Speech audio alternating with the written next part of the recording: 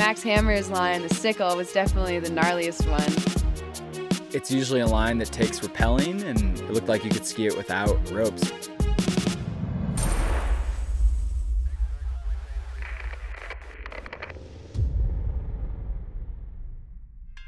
After a few recon missions and just staring at Mount Moran, it was just so obvious that that was kind of the next goal, that was the place to go.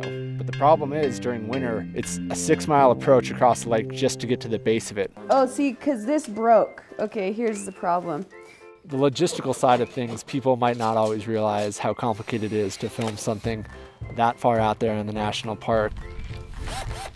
Camping in the winter, like, you need a lot of stuff. We had help from a bunch of porters who came in, and I mean, we couldn't have done it by ourselves for sure. They were like really key.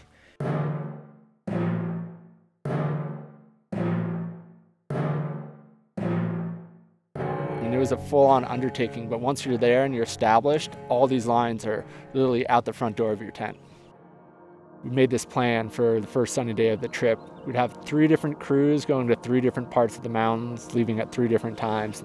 When planning our day, we kind of picked the time we wanted to drop and then worked backwards and kind of guessed when everybody should start.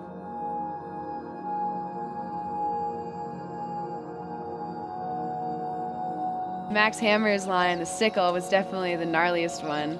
It's usually a line that takes rappelling, and luckily we've had a lot of really good snow, and it looked like you could ski it without ropes. This is going to be the hardest move, and afterwards it's going to be like in it to the bottom, I think. I don't think they'll be shutting it down too much afterwards.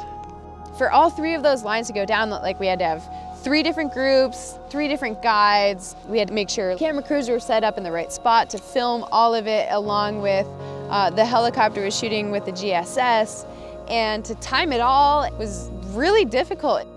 It really aligned well as far as the groups getting in position at the right time. We got our line, and then Angel got hers, and then Max got his. It was just like doom, doom, doom. 3, 2, 1, go, go, go.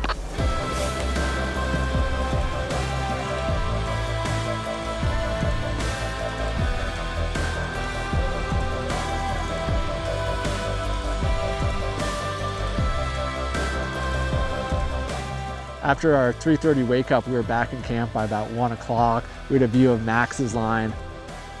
The Sickle is somewhat of a closeout line because it has these 2 parallel chokes at the bottom. Very much of a no-fall zone because you could potentially get raked over these ice bulges and cliffs. You're really in there, and there's a lot of like parts where your life's on the line. Kind of a crazy mindset.